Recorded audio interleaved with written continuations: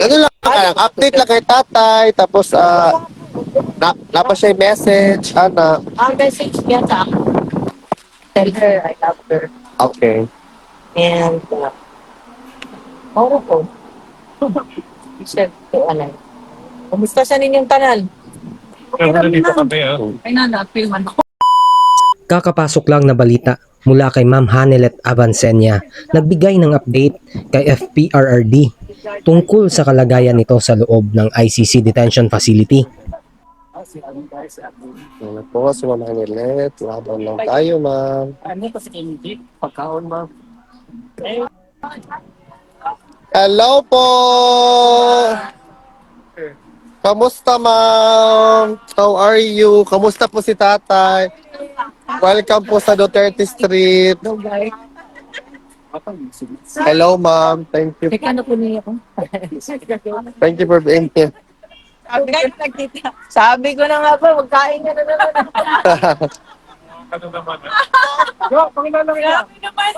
Yeah. Malapit yung pagkain. Gada, dati. Ay po. Kapit na yun. Oh. She's miss. Ang ganda.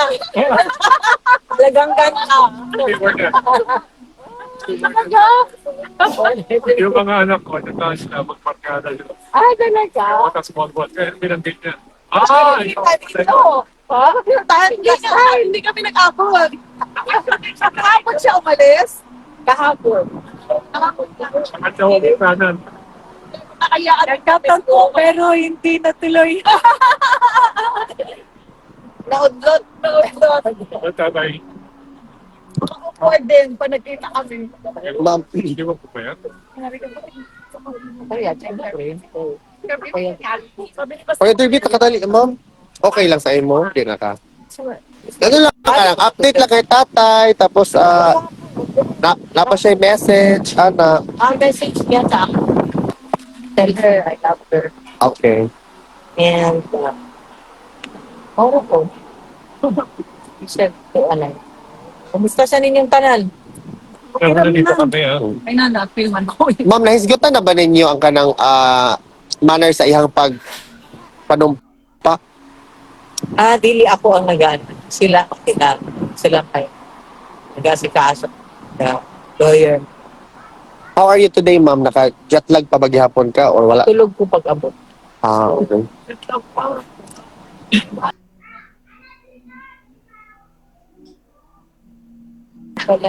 Davao base ka? London. Dapat nagkikita kayo na din. Salay pa nga kami, Kendry ka. Thank you, ma'am, ha? Yun lang mo siguro ang dapat malaman ng taong bayan. Kamusta si tatay? Sinabi mo na okay naman siya. Walang problema. Hindi siya Davao for sure. Oo, siyempre. Sobra. Kumusta help niya? Saan niya nakuha? No? Kal? Nice. Kaya nilagay na nandito. Kumusta health ni PRD Han? Siyempre, wanong expect ko na kaya dapat dalian mo lang kayo. Unless gusto nilang mamatay dyan, so it's going to be in the hands of PBM. Okay. So, Thank you, ma'am, ha? Is there something? gusto mo, only God knows, di ba? Oo. Ay, 100 years old pa ba yung 80 years old? Meron kami mga pasyente. Ay, grabe. 80 years old, So, really, let's be realistic. Pero, let's be realistic. Ma'am, is there something for the Filipino people to worry about former president? Kasi ang mga Pilipino talaga mahal na mahal si Pangulo. At saka, they really want him to be... Pagdasal natin, ma'am. Pagdasan doon kasi, kung ako nga, marami ako maintenance. 25 anyos ko. Okay. Kasi tapos ang ko ngayon, ang hormones ko ngayon, nakita niyo ang ko, pag tanggal ko tong ko, yung lahat haywire ang aking ang aking aking hormones. Sa stress siguro yan pa. Haywire, so lalo na yung nandun sa loob. Medicine kaya niya. Inom niya kaya o Yan ang hindi ko pa alam eh. mga medicine niya ba? But is he eating well, ma'am? Si Marvick, Laoy. Salamat. Ito pa, oh, more food coming. Thank you, ma'am.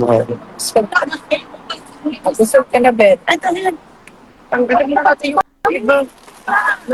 Maraming salamat, ma'am. Thank you for... Thank you. Magandang hapon sa inyong lecture. Hello, ma'am. Hello Salamat. po. Gandang, So, Ako'y lamisa. Kailangan na ini. so yun po, guys. I strongly urge everyone to pray for former president and at the same time na rinig din naman kay Ma'am Hanilet Every day, may Tatay Digong is already 80 years old and that he has a lot of parang the situation. I have a mixed feeling po sa sinabi ni Ma'am. And what can we do as ordinary citizen is to really pray for him and that for the defense counsel of former President Rodrigo Roa Duterte to do and avail of all legal remedies po para mapauwi na si tatay as soon as possible. And that Bongbong Marcos, to President Bongbong Marcos, please do everything. Same here. Our Lady XX, tanggalin nyo na bilang organizers dyan, panirain sa pagsasama, supportan. Si Trin Oxy, I hope you will find it upon yourselves na wala man talaga siyang intention doon. Uy na, time to in siya. CPRRD talaga. She is just a volunteer, to be honest, guys. She is just a volunteer. She was just following what needs to be done at that specific moment. Alvin, please continue. For advocacy, you are both amazing. Please don't get affected or crazy tactics that they are doing to divide you. Oh yeah, exactly, Ma'am Susan Afos. I am not in any way affected. I just felt the need to address the situation earlier on a live para matapos because it was made public, even though it can be very well better addressed privately in a conversation as adults or whatnot. So they made it public, so I need to respond it public as well. So we are living in a democratic society. So what for is is democracy if one person lang palang pwede magsalita, di ba? So we are all entitled to express our opinion and voices. Of course within the canons of the law. Protect our own, walang laglagan. Correct. That's the reason. Kaya nga nagalit nga tayo na si Tatay Digong inisurrender ng kababayan natin. Bakit naman ngayon nagagalit? Can you imagine the logic behind, guys? We invited, Attorney Roque and Maharlika, they were invited to be part of the event. Why would we invite them when we even want to sabotage them? Daubi. Ang logic. Hindi nila dapat namin i-invite, di ba? Kung hindi namin sila gusto, yan yung iniisip ko. But that's not the point. Wala talagang effort yan. Walang ganun gang. Let's just move on. Let's just agree to disagree that there are some certain aspects that, that could be considered as a room for improvement. And there are also aspects, on the other hand, na yung mga participants that we need to just be Filipinos and think about each other's opinion, yung mga ganyan, ganyan, di ba? So we can just talk.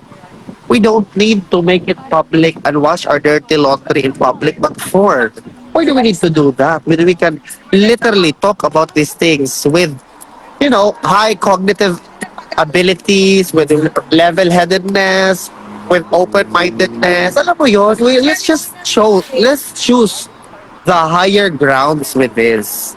Ano bang mawawala sa atin, guys? Diba?